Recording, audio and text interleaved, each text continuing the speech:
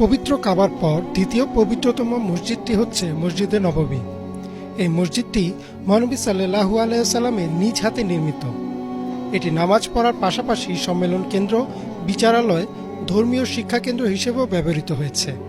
প্রতি বছর হজের আগে ও পরে লক্ষ লক্ষ মুসলিম এই মসজিদটিতে ইবাদত করতে আসে।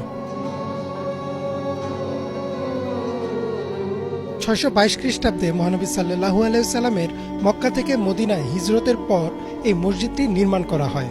মসজিদটি নির্মাণে মহানবী সাল্লাল্লাহু আলাইহি ওয়াসাল্লাম সরাসরি শারীরিক শ্রম দিয়েছিলেন, অর্থাৎ বলাই যায় যে এটি মহানবী সাল্লাল্লাহু আলাইহি ওয়াসাল্লামের নিজ হাতে নির্মিত মসজিদ।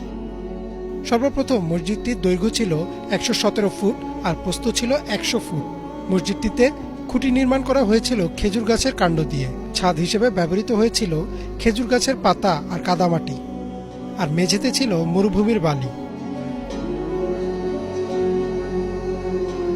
খাইবারের যুদ্ধের পর যখন মুসলিমদের সংখ্যা বাড়তে থাকে, তখন মসজিদের চারদিকে 150 ফুট করে সীমানা বৃদ্ধি পায়।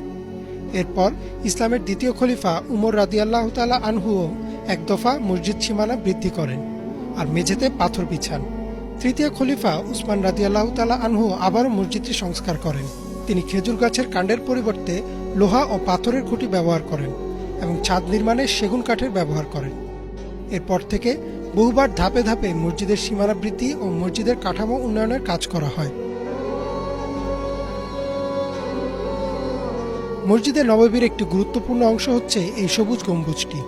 এই গম্বুজের নিচেই ছিল মহানবী সাল্লাল্লাহু আলাইহি ওয়াসাল্লামের বাসা, আর বর্তমানে এখানেই রয়েছে তার রওজা মোবারক। মহানবী সাল্লাল্লাহু আলাইহি ওয়াসাল্লামের পাশেই তার দুই ঘনিষ্ঠ সহচর হযরত আবু বকর ও হযরত উমর রাদিয়াল্লাহু তাআলা আনহুর সমাধিও রয়েছে। মহানবী সাল্লাল্লাহু আলাইহি ওয়াসাল্লামের রওজার পাশে এখন একটি কবর খালি রয়েছে।